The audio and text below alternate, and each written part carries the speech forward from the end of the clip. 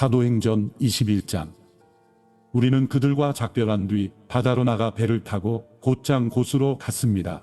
이튿날 우리는 로도에 이르렀고 그곳에서 또 바다라로 갔습니다. 우리는 페니키아로 건너가는 배를 만나 타고 가다가 키프로스 섬이 보이자 그 섬을 왼쪽에 두고 시리아로 행선해 두로에 배를 댔습니다. 그곳에서 배의 짐을 풀기로 돼 있었기 때문입니다. 우리는 두로에서 제자들을 만나 그들과 함께 7일을 지냈습니다. 그들은 성령의 감동으로 바울에게 예루살렘으로 올라가지 말라고 전했습니다. 그러나 날이 다 지나자 우리는 두로를 떠나 항해길에 올랐습니다. 모든 제자들과 그 아내들과 자녀들이 도시 밖까지 따라 나와 우리를 전송해 주었습니다. 우리는 그곳 바닷가에서 무릎을 꿇고 기도했습니다. 서로 작별 인사를 나눈 뒤 우리는 배에 올랐고 그들은 집으로 돌아갔습니다. 우리는 두로에서부터 여행을 계속하다 돌레마에 도착해 형제들에게 인사하고 그들과 함께 하루를 지냈습니다. 이튿날 길을 떠난 우리는 가이사랴에 이르러 7사람 가운데 하나인 전도자 빌립의 집에 머물렀습니다. 그에게는 결혼하지 않은 4명의 딸이 있었는데 그들은 모두 예언하는 사람들이었습니다. 그곳에서 여러 날을 지내는 가운데 아가보라는 예언자가 유대로부터 내려왔습니다. 그가 우리에게 와서 바울의 허리띠를 집어 자기 손발에 매더니 이렇게 말했습니다.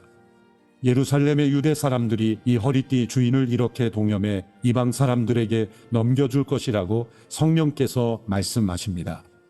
우리는 이 말을 듣고 그곳 사람들과 함께 바울에게 예루살렘에 올라가지 말라고 간곡히 권했습니다. 그러자 바울이 대답했습니다.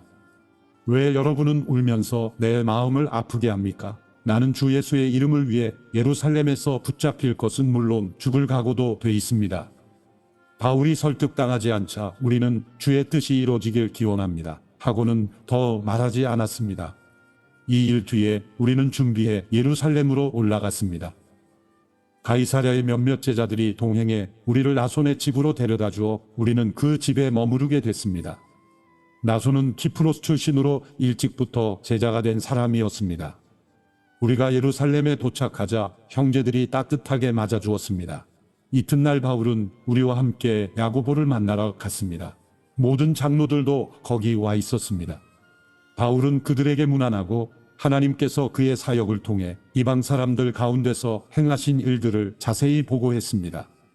그들은 이 말을 듣고 하나님을 찬양했습니다. 그러고는 바울에게 말했습니다. 형제여, 알다시피 수만 명의 유대 사람들이 믿게 됐는데 그들은 모두 율법 지키는 일에 열심을 가진 사람들입니다. 그들은 당신이 이방 사람들 가운데 살고 있는 모든 유대 사람들을 가르쳐 모세를 저버리고 자녀들에게 할례하거나 유대 관습대로 살지 말라고 하는 줄 아는데 그러니 어떻게 하는 게 좋겠습니까? 당신이 왔다는 소문을 분명 듣게 될 테니 우리가 일러주는 대로 하십시오. 우리 가운데 서원한 사람이 4명 있습니다. 이 사람들을 데려가서 그 정결의식에 당신도 함께 참여하고 그들이 머리 깎는 비용을 대십시오. 그러면 당신에 대한 그런 소문이 사실이 아니며 당신 자신도 율법에 순종하며 살고 있음을 모든 사람이 알게 될 것입니다. 이방의 신자들에 대해서는 우리가 이미 그들에게 우상에 바쳐진 음식과 비와 목매어 죽인 짐승의 고기와 음행을 피하면 된다고 우리가 결정한 것을 편지로 썼습니다. 이튿날 바울은 그 사람들을 데리고 가서 그들과 함께 자기 몸을 정결하게 한 후 성전에 올라가 정결의식이 끝나는 날짜와 각 사람이 예물 바치는 날짜를 신고했습니다. 7일 동안의 정결기간이 거의 끝나갈 무렵 아시아 지방에서 온 몇몇 유대 사람들이 성전에서 바울을 보고 모든 사람을 선동해 그를 붙잡고 소리질렀습니다. 이스라엘 동포 여러분, 우리를 도와주시오. 이 사람은 가는 곳마다 모든 사람에게 우리 민족과 율법과 이곳 성전을 반대하며 가르칩니다. 게다가 성전에 그리스 사람들을 데려와 이 거룩한 곳을 더럽히고 있습니다. 그들은 전에 에베소 사람 드로비모가 바울과 함께 예루살렘에 있었던 것을 보고 바울이 그를 성전 안으로 데려갔을 것이라고 짐작했습니다. 그러자 온 도시가 소란해지더니 사람들이 몰려와 바울을 붙잡아 성전에서 끌어내었고 성전문은 곧 닫혔습니다. 그들이 바울을 죽이려고 하자 예루살렘 도시 전체에 난동이 일어났다는 소식이 로마 군대의 천부장에게 알려졌습니다. 그는 즉시 몇몇 백부장들과 군인들을 데리고 군중에게로 달려내려갔습니다. 난동을 일으킨 사람들이 천부장과 군인들을 보자 바울 때리던 것을 멈췄습니다. 천부장이 다가가 바울을 체포하고 2개의 쇠사슬로 묶으라고 명령했습니다. 그러고 나서 그가 누구며 또 무슨 일을 했는지 물었습니다. 군중이 제각각 다른 소리를 질렀습니다. 그래서 천부장은 소란만일 뿐 진상을 알 수 없는 까닭에 바울을 병영 안으로 끌고 가라고 명령했습니다. 바울이 층계에 이르자 군중이 더욱 난폭하게 굴어 군인들이 그를 둘러매고 가야 했습니다. 따라가는 군중은 계속 그를 없애버려라 하고 소리쳤습니다. 군인들이 바울을 병영 안으로 데리고 가려는데 바울이 천부장에게 제가 한 말씀 드려도 되겠습니까? 하고 물었습니다. 그리스 말을 할 줄 아시오? 그렇다면 당신은 얼마 전에 폭동을 일으켜 4,000명의 자객을 이끌고 광야로 나간 이집트 사람이 아니오? 바울이 대답했습니다. 나는 길리기아 지방의 다소에서 태어난 유대 사람으로 그 유명한 도시의 시민입니다. 제가 저들에게 한마디 전할 수 있도록 허락해 주십시오. 천부장의 허락을 받고 바울은 층계 위에 서서 군중들에게 손을 흔들어 조용하게 했습니다. 잠잠해지자 바울이 히브리 말로 연설을 했습니다. 사도행전 22장. 형제들과 어르신 되시는 동포 여러분, 이제 내가 해명하는 것을 잘 들어주시기 바랍니다. 그들은 바울이 히브리 언어로 말하는 것을 듣고는 이내 조용해졌습니다. 그러자 바울이 계속 말했습니다. 나는 길리기아 지방의 다소에서 태어난 유대 사람이지만 이 도시에서 자랐습니다. 나는 가말리엘의 지도 가운데 우리 조상들의 율법으로 엄격한 훈련을 받았고 오늘 여기 모인 여러분 못지않게 하나님께 대한 열심이 있었습니다. 그래서 나는 이 도를 따르는 사람들을 죽이기까지 핍박하며 남녀를 가리지 않고 모두 잡아다가 감옥에 집어넣었습니다. 그것은 대제사장과 모든 공회원들이 증언할 수 있을 것입니다. 나는 심지어 그들로부터 다메섹에 있는 형제들에게 보낼 공문을 얻어냈고 그곳에 있는 신자들을 붙잡아 예루살렘으로 데려와 처벌받게 하려고 다메섹으로 떠났습니다. 내가 다메섹에 가까이 다다르자 정오쯤 됐는데 갑자기 하늘에서 밝은 빛이 내 주위를 둘러 비추었습니다. 내가 땅에 풀썩 쓰러졌는데 한 음성이 내게 말씀하시는 것이 들렸습니다. 사울아, 사울아, 내가 왜 나를 핍박하느냐? 내가 물었습니다. 주여, 당신은 누구십니까? 그분이 내게 대답하셨습니다. 나는 내가 핍박하는 나사렛 예수다. 나와 함께 있는 사람들은 빛은 보았지만 내게 말씀하시는 분의 음성은 알아듣지 못했습니다. 내가 물었습니다. 주여, 제가 어떻게 해야 합니까? 주께서 말씀하셨습니다. 일어나 다메섹으로 들어가거라. 거기서 내가 할 일을 모두 일러줄 것이다. 그 빛의 광채로 인해 내 눈이 멀게 돼 함께 있던 사람들이 내 손을 잡고 다메섹으로 데려다 주었습니다. 그곳에 아나니아라는 사람이 살고 있었습니다. 그는 율법을 잘 지키는 경건한 사람으로 다메섹에 사는 모든 유대 사람들에게 깊은 존경을 받고 있었습니다. 그가 나를 찾아와 내 곁에 서서 말했습니다. 사울 형제, 다시 눈을 뜨시오.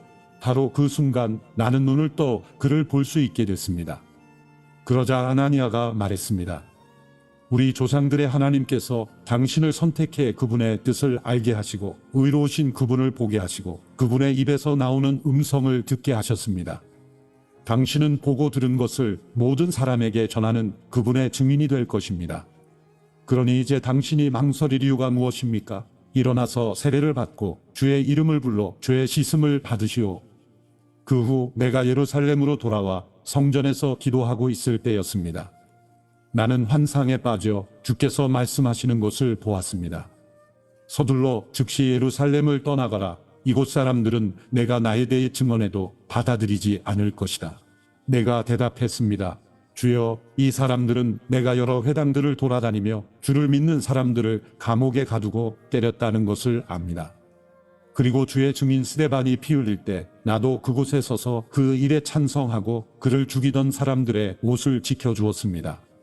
그러자 주께서 내게 가거라, 내가 너를 저 멀리 이방 사람들에게 보낼 것이다 라고 말씀하셨습니다. 사람들은 바울의 말을 이 대목까지 듣고 있다가 소리 높여 외쳤습니다. 저 사람을 세상에서 없애버리자. 저런 놈은 그냥 살려둘 수 없다. 그들이 소리를 지르고 자기 옷을 벗어던지며 공중에 흙을 뿌리자 천부장이 바울을 병영 안으로 들이라고 명령했습니다. 그는 사람들이 왜 이처럼 바울에게 소리를 지르는지 알아내려고 그를 채찍질하고 신문하라고 지시했습니다. 바울은 군인들이 자기를 채찍질하려고 묵자 거기 서 있던 백부장에게 말했습니다. 아직 판결을 받지 않은 로마 시민을 채찍질하는 것이 합법한 것입니까? 백부장은 이 말을 듣고 천부장에게 가서 그대로 보고하며 물었습니다. 어떻게 하시렵니까? 이 사람이 로마 시민이랍니다. 천부장이 바울에게 와서 물었습니다.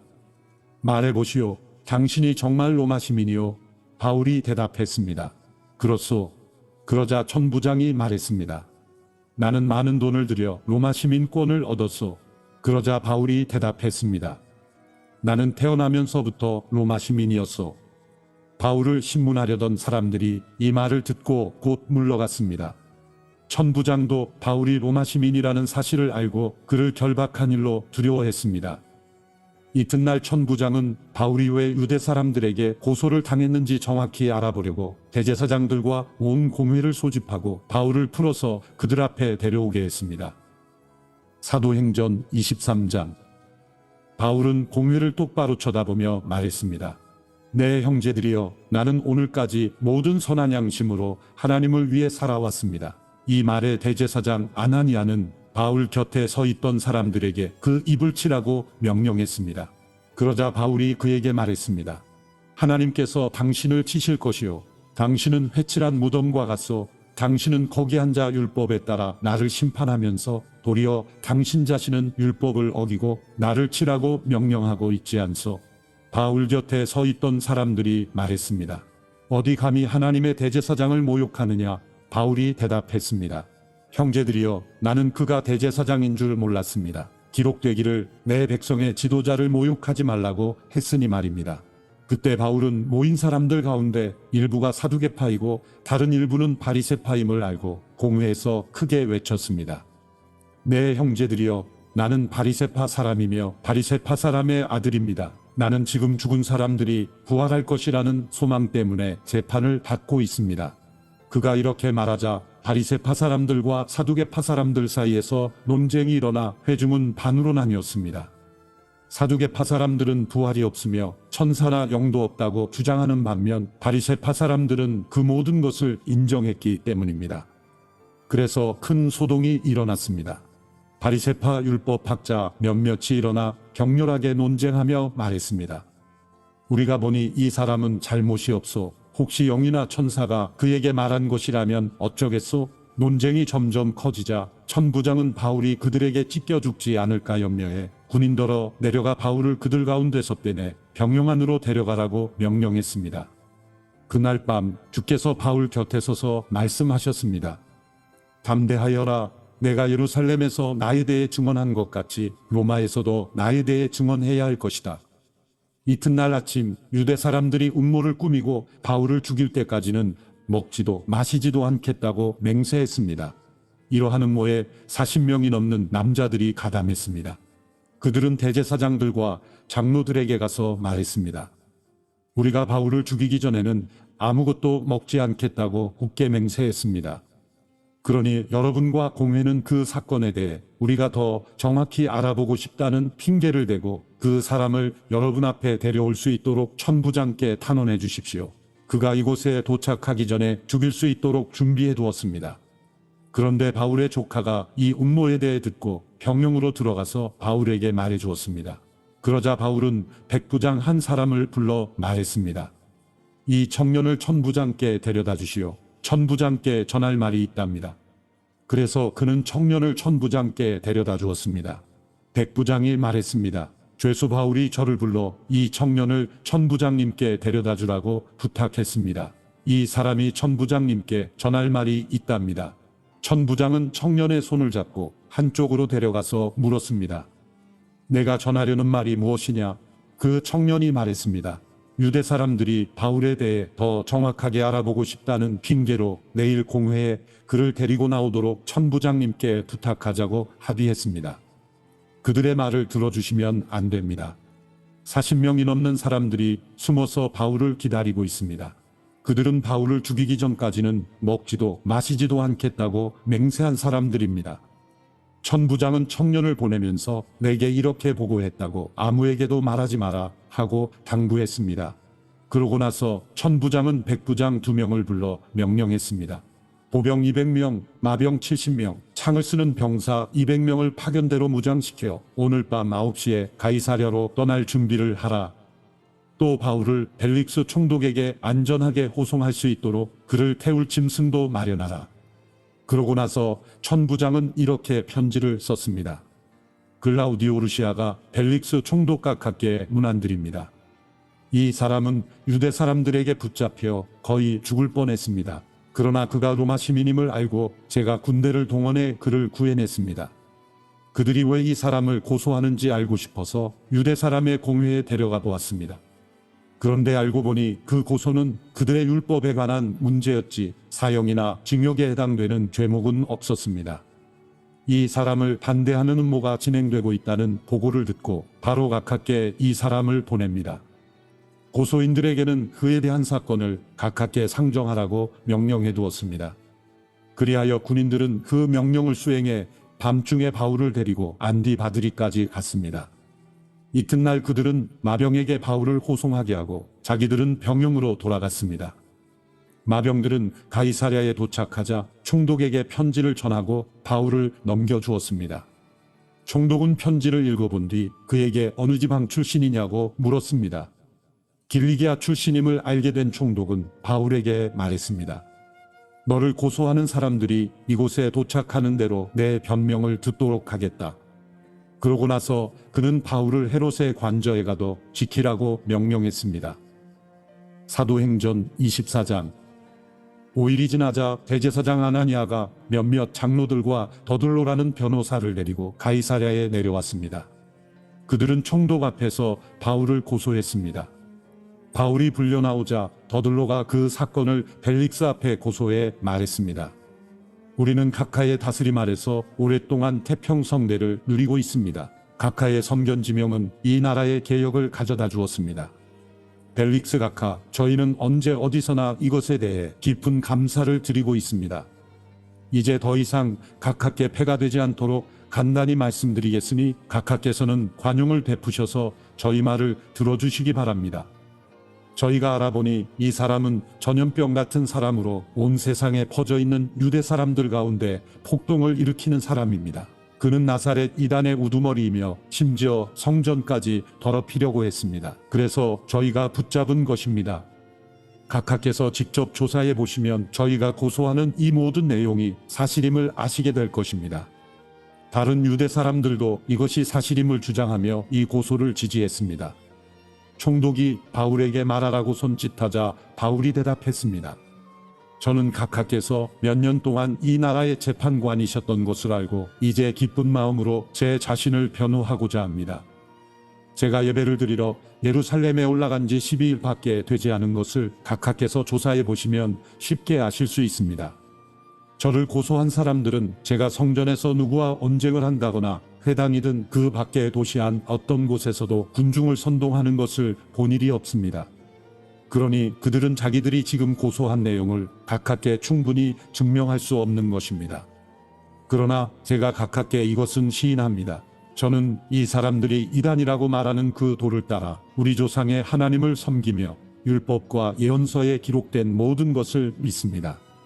또 이 사람들과 마찬가지로 하나님께 같은 소망을 두고 있으니 그것은 의인과 악인의 부활이 있을 것이라는 것입니다. 그렇기 때문에 저는 하나님과 사람 앞에서 항상 거리낄 것 없는 양심을 지니려고 애쓰고 있습니다. 저는 제 민족에게 구제금을 전달하고 예물도 드리려고 여러 해 만에 예루살렘에 왔습니다. 이들은 제가 성전에서 정결 의식을 행하고 예물 드리는 것을 보았습니다. 그때 제 주위에는 군중도 없었고 저는 어떤 소란에도 개입되지 않았습니다. 그 자리에는 다만 아시아 지방에서 온 몇몇 유대 사람들이 있었는데 만약 저를 고소할 일이 있었다면 그들이 직접 고소 내용을 들고 여기 각하 앞에 와 있어야 할 것입니다.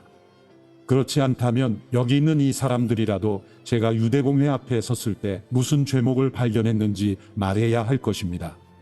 저는 다만 이 사람들 앞에 서서 내가 오늘 여러분 앞에 재판을 받는 것은 죽은 사람의 부활에 대한 문제 때문이다 라고 한마디 외쳤을 뿐입니다.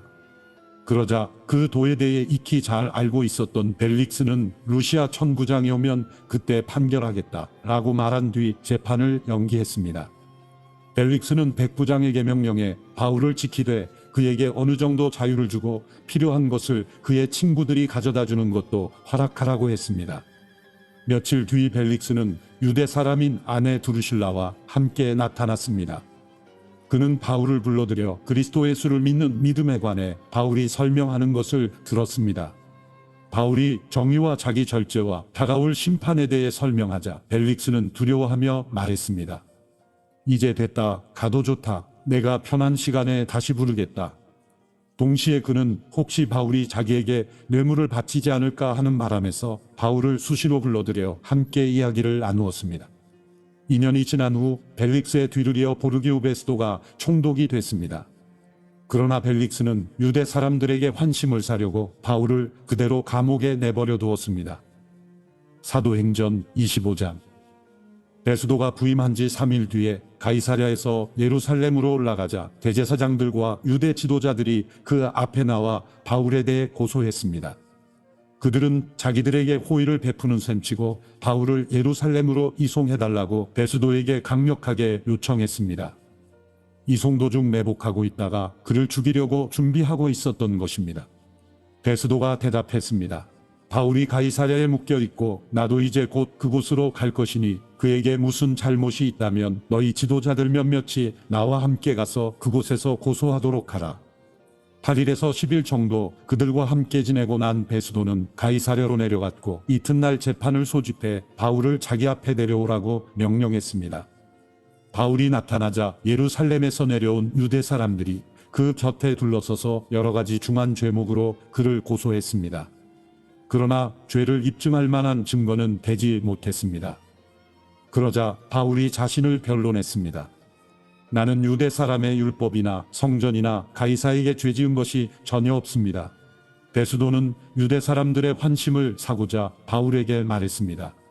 내가 예루살렘으로 올라가 이 고소들에 대해 내 앞에서 재판을 받겠느냐? 바울이 대답했습니다. 내가 지금 가이사의 법정에 섰으니 당연히 여기서 재판을 받아야 할 것입니다. 총독께서도 잘 아시다시피 나는 유대 사람들에게 잘못한 일이 없습니다. 그러나 만약 내가 사형받을 만한 죄를 지었다면 죽음을 달게 받겠습니다. 그러나 이 유대 사람들이 나를 고소한 내용이 사실이 아니라면 어느 누구도 나를 그들에게 넘겨줄 권리가 없습니다. 나는 가이사에게 상소합니다. 베스도는 배심원들과 상의하고 난 뒤 말했습니다. 내가 가이사에게 상소했으니 가이사에게로 가야 할 것이다. 며칠 뒤 아그리빠 왕과 버니게가 베스도에게 문안하러 가이사랴에 도착했습니다. 그들이 그곳에서 여러 날을 지내고 있었기 때문에 베스도는 바울의 사건에 대해 왕과 논의하게 됐습니다. 베스도가 말했습니다. 이곳에 벨릭스가 죄수로 가둬놓은 사람이 있는데 내가 예루살렘에 갔을 때 대제사장들과 유대 장로들이 그를 고소하고 유죄 판결을 내려달라고 청원했습니다.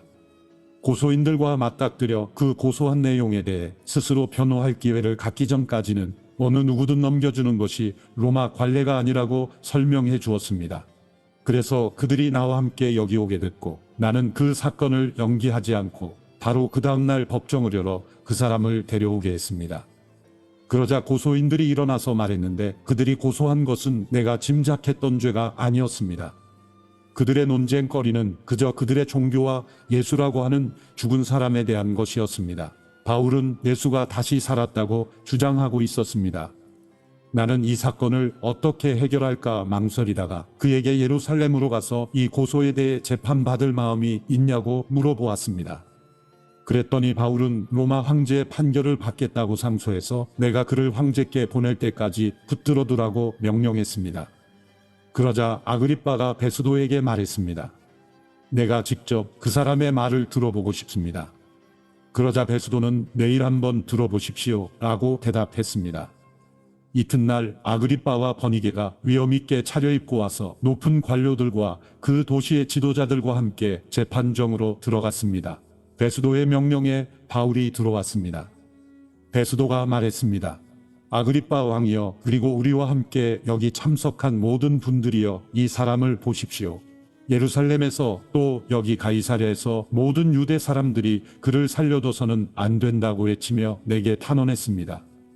내가 살펴보니 그가 사형 받을 만한 일을 한 적이 없습니다. 그런데 그가 로마 황제께 상소하겠다고 해서 내가 그를 로마에 보내기로 결정했습니다. 그러나 그에 대해 황제께 확실하게 써보낼 말이 없기 때문에 여러분 모두 앞에, 특별히 아그리빠 왕 앞에 이 사람을 데려온 것이니 이번 조사의 결과로 뭔가 상소할 것이 생기지 않을까 합니다. 고소 내용도 구체적으로 명기하지 않고 죄수를 보내는 것은 상식 밖의 일이기 때문입니다. 사도행전 26장. 그때 아그리빠가 바울에게 말했습니다. 내 자신을 위해 변호할 것을 허락하노라. 그러자 바울은 손을 들어 변호를 시작했습니다. 아그리빠 왕이여, 제가 오늘 당신 앞에 서서 유대 사람들의 모든 모함에 대해 저 자신을 변호하게 된 것을 다행으로 여깁니다. 특히 왕께서는 모든 유대 관습과 문제에 대해 잘 알고 계시니 더욱 그렇습니다. 그러니 제 말을 끝까지 들어주시기를 간절히 바랍니다. 유대 사람들은 제가 어릴 적부터 제 고향과 예루살렘에서 어떻게 살아왔는지 다 알고 있습니다. 그들은 오랫동안 저를 알았고 제가 우리 종교의 가장 엄격한 종파를 쫓아 바리새파 사람으로서 어떻게 살았는지 증명할 수도 있을 것입니다. 그런데 제가 오늘 재판을 받는 것은 하나님께서 우리 조상들에게 약속하신 것에 소망을 두고 있기 때문입니다. 이것은 우리 12지파가 밤낮으로 하나님을 열심히 섬기면서 이루어지기를 바라던 바로 그 약속입니다. 왕이여, 바로 이 소망 때문에 유대 사람들이 저를 고소하고 있는 것입니다. 여러분은 왜 하나님께서 죽은 사람을 다시 살리신다는 것을 믿지 못할 일로 생각합니까? 저도 한때는 나사렛 예수의 이름을 반대하기 위해서라면 무엇이든 다 해야 한다고 확신했던 사람입니다. 제가 예루살렘에서 했던 일이 바로 그런 일입니다. 대제사장들의 권한을 받아 많은 성도들을 감옥에 가두었고 그들이 죽임을 당할 때 찬성했습니다. 여러 회당들을 다니며 그들을 여러 번 처벌했으며 강제로 그들에게 모독하는 말을 하도록 했습니다. 그들에게 격분한 나머지 다른 나라 도시까지도 찾아가 핍박했습니다. 그런 일로 다니던 가운데 나는 대제사장들의 권한을 위임받아 다메섹으로 가고 있었습니다. 정오쯤에 오 왕이여, 길을 가고 있는데 하늘로부터 해보다 더 밝은 빛이 저와 제 일행을 둘러싸며 비추었습니다. 우리는 모두 땅에 엎드러졌습니다. 그때 제게 히브리 말로 말씀하시는 음성이 들렸습니다. 사울아, 사울아, 내가 왜 나를 핍박하느냐? 가시채찍을 뒷발질해봐야 너만 다칠 뿐이다. 그래서 제가 물었습니다. 주여, 당신은 누구십니까? 그러자 주께서 대답하셨습니다. 나는 내가 핍박하는 예수다. 이제 일어나 똑바로 서거라. 내가 내게 나타난 것은 너를 내 일꾼으로 삼아 내가 본 것과 앞으로 내가 내게 보여줄 것을 사람들에게 증언하도록 하기 위함이다. 내가 이 백성과 이방 사람들에게서 너를 구원해 이방 사람들에게로 보낼 것이다. 이제 너는 그들의 눈을 뜨게 하고 그들을 어둠에서 빛으로, 사탄의 권세에서 하나님께로 돌아오게 해 그들이 죄 용서를 받고 나를 믿어 거룩하게 된 사람들 가운데 기업을 얻게 할 것이다.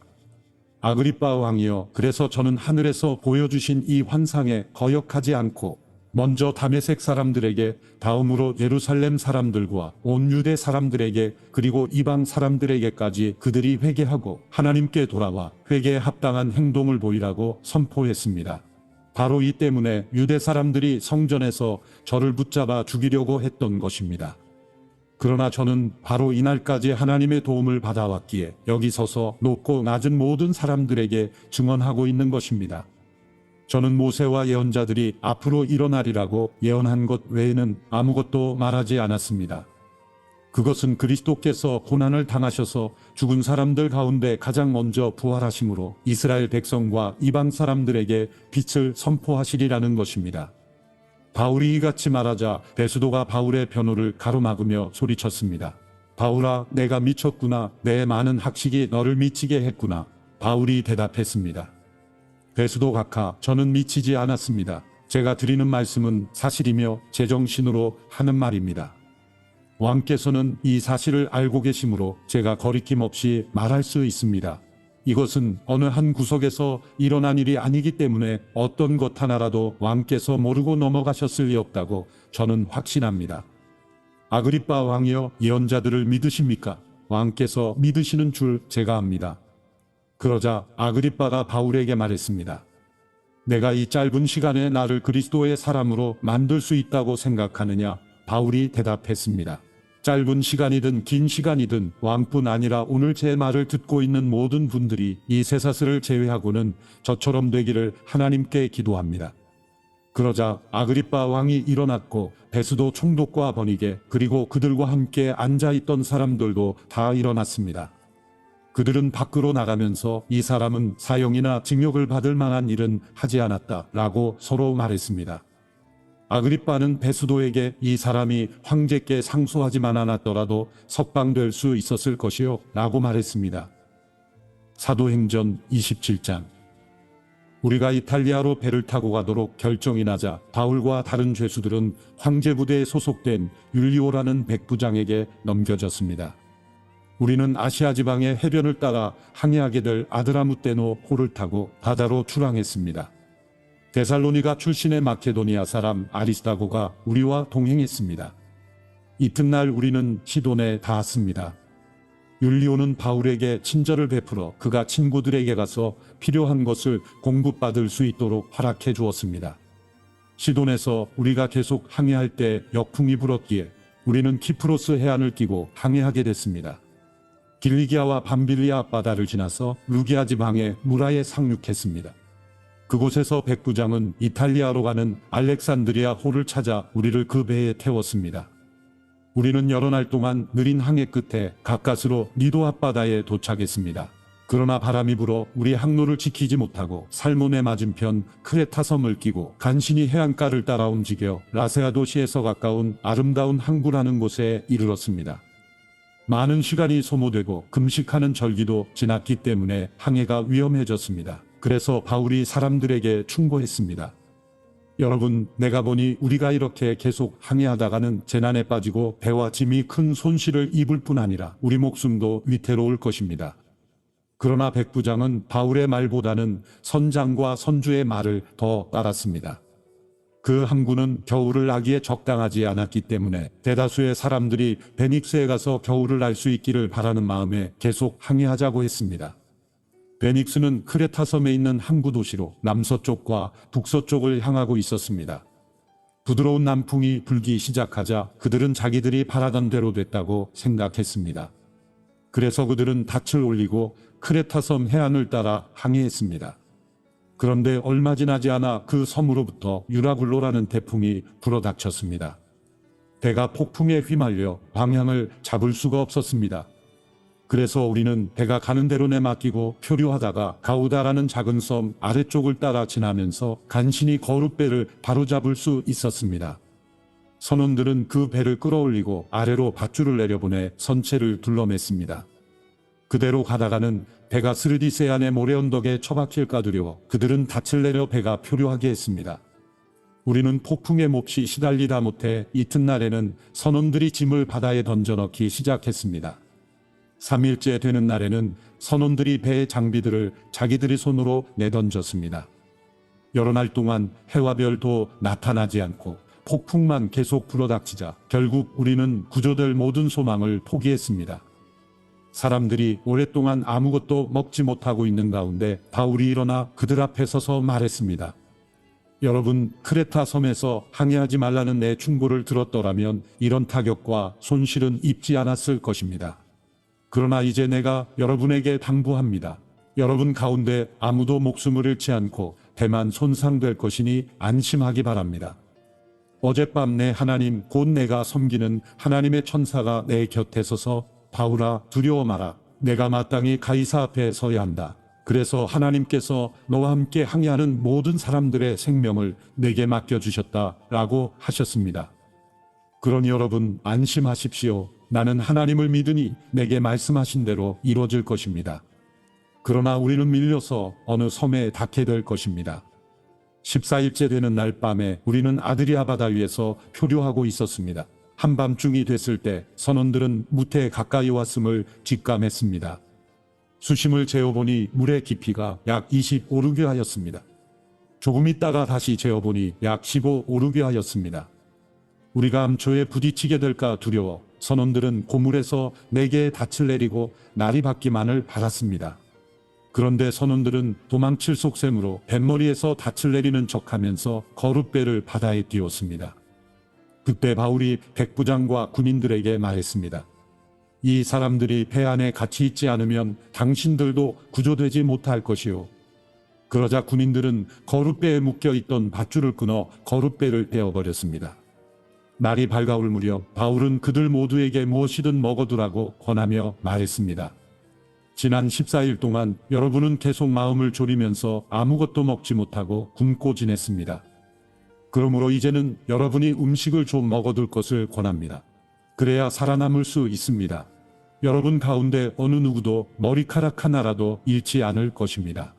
바울은 이렇게 말한 뒤 떡을 조금 가져다가 모든 사람들 앞에서 하나님께 감사한 후 떼어 먹기 시작했습니다. 그러자 모든 사람들도 용기를 얻어 음식을 먹었습니다. 배 안에 있던 사람은 모두 276명이었습니다. 그들은 배부르게 먹고 난 뒤 남은 식량을 바다에 던져 배를 가볍게 해 두었습니다. 날이 밝자 어떤 땅인지는 모르지만 그들은 모래사장이 펼쳐진 해안을 볼 수 있었습니다. 그들은 가능한 한 그곳에 배를 대기로 작정했습니다. 그래서 닻을 끊어 바다에 버리고 키를 묶은 밧줄을 늦추었습니다. 그러고 나서 앞돛을 끌어올려 바람에 맡기고 해안 쪽으로 배를 몰았습니다. 그러나 배가 모래 언덕에 부딪혀 좌초됐습니다. 두 물살이 합쳐지는 곳에 걸리는 바람에 뱃머리는 꽉 박혀 움짝달싹도 하지 않았고 배 뒤쪽은 거센 파도 때문에 깨어졌습니다. 군인들은 죄수들이 헤엄쳐 도망가지 못하도록 죽일 계획이었습니다. 그러나 백부장은 바울의 목숨을 살려줄 생각에 군인들의 뜻을 막았습니다. 그는 수영할 수 있는 사람은 물에 먼저 뛰어들어 육지로 올라가라고 명령했습니다. 남은 사람들은 널빤지나 부서진 배 조각을 붙잡고 나가도록 했습니다. 이렇게 해서 모든 사람이 무사히 육지로 구출됐습니다. 사도행전 28장. 무사히 해안에 도착하고서야 우리는 그곳이 몰타섬이라는 것을 알았습니다. 그 섬 원주민들은 우리에게 각별한 친절을 베풀어 주었습니다. 또 비가 오고 추웠기 때문에 불을 지펴주며 우리 모두를 맞아주었습니다. 바울이 마른 나뭇가지 한 묶음을 모아다가 불 속에 넣었더니 뜨거운 열기 때문에 독사가 기어나와 바울의 손에 달라붙었습니다. 원주민들은 독사가 바울의 손에 매달려 있는 것을 보고 서로 수군거렸습니다. 이 사람은 살인자가 분명하다. 그가 바다에서는 살아났지만 정의의 여신이 그를 살려두지 않나 보다. 그런데 바울은 그 뱀을 불 속에 떨어버렸고 아무런 상처도 입지 않았습니다. 사람들은 그가 몸이 부풀어 오르거나 갑자기 쓰러져 죽을 것이라고 생각했지만 오래 기다려봐도 아무 일 없는 것을 보고는 생각이 바뀌어 바울을 신이라고 말했습니다. 그 섬의 주장인 보블리오가 그 근처에 자신이 소유한 땅을 갖고 있었습니다. 그는 우리를 자기 집으로 맞아들여 3일 동안 극진히 대접해 주었습니다. 그의 아버지는 열병과 이질에 걸려 병상에 누워 있었습니다. 바울은 그를 방문해 기도하고 그 사람의 몸에 손을 얹어 고쳐주었습니다. 이 일이 있고 나서 그 섬에 사는 다른 병자들 도와서 낫게 됐습니다. 그들은 여러모로 우리를 잘 대접해 주었고 우리가 그 섬을 떠날 때는 우리에게 필요한 물건까지 공급해 주었습니다. 석 달이 지난 후 우리는 그 섬에서 겨울을 지낸 알렉산드리아 배를 타고 항해길에 올랐습니다. 이 배에는 디오스구로라는 쌍둥이 신의 형상이 새겨져 있었습니다. 우리는 수라구사에 닿았고 그곳에서 3일 동안 지냈습니다. 다시 항해를 시작해 우리는 레기온에 도착했으며 이튿날에는 남풍이 일어 그 다음 날에 보디올에 닿았습니다. 보디올에서 우리는 형제들을 만나게 됐고 그들의 초청을 받아 함께 일주일을 지냈습니다. 그러고 나서 우리는 로마에 도착했습니다. 그곳 로마의 형제들은 우리가 온다는 말을 전해 듣고 우리를 맞으려고 아비오 광장과 새 여관이라는 곳까지 나와 있었습니다. 바울이 이 사람들을 보게 되자 하나님께 감사하면서 용기를 얻게 됐습니다. 우리가 로마에 도착했을 때 바울은 자신을 지키는 군인 한 명과 함께 따로 지낼 수 있도록 허락받았습니다. 3일이 지난 뒤 바울은 유대 사람 지도자들을 불렀습니다. 그들이 모이자 바울이 말했습니다. 내 형제들이여, 나는 내 동족이나 우리 조상들의 관습을 거스르는 일을 한 적이 없는데도 예루살렘에서 체포돼 로마 사람들에게 넘겨졌습니다. 그들은 나를 신문했으나 사형받을 만한 죄가 없으므로 그냥 풀어주려고 했습니다. 그러나 유대 사람들의 반대로 나는 어쩔 수 없이 가이사께 상소하게 된 것입니다. 이것은 내 유대 동족을 고소할 생각으로 한 것이 아닙니다. 그렇기 때문에 내가 여러분을 만나 이야기하자고 한 것입니다. 내가 이 쇠사슬에 묶여 있는 것은 이스라엘의 소망 때문입니다. 유대 사람들이 바울에게 대답했습니다. 우리는 당신에 대해서 유대로부터 편지를 받은 적도 없고 그곳에서 온 형제들도 당신에 대해 나쁘게 보고하거나 말한 적이 없습니다. 그러나 우리는 당신의 생각을 듣고자 합니다. 이 종파에 대해서는 어디에서든 반대가 있음을 알기 때문입니다. 그들이 바울을 만날 날짜를 정하고 많은 사람들이 그의 숙소로 찾아왔습니다.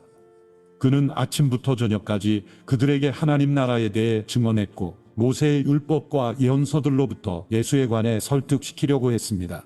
어떤 사람들은 바울의 말을 믿었지만 믿지 않는 사람들도 있었습니다. 그들이 서로 의견이 엇갈린 채 떠나려 하자 바울이 한마디 덧붙였습니다. 성령께서 예언자 이사야를 통해 여러분의 조상들에게 하신 말씀이 옳습니다. 이 백성들에게 가서 말하라. 너희가 듣기는 들어도 깨닫지 못하고 너희가 보기는 보아도 알지 못할 것이다. 이 백성들의 마음이 무뎌지고 귀는 듣지 못하고 눈은 감겨 있다. 이는 그들이 눈으로 보고 귀로 들으며 마음으로 깨닫고 내게 돌아와 고침을 받지 못하게 하려는 것이다. 그러므로 여러분은 하나님의 구원이 이방 사람들에게로 갔다는 것을 알아야 합니다. 그들은 듣게 될 것입니다. 바울은 만 2년 동안 자기 셋집에 머물면서 자신에게 찾아오는 모든 사람을 맞아들여 어떠한 방해도 받지 않고 담대하게 하나님 나라를 선포하고 주 예수 그리스도에 관한 것을 가르쳤습니다.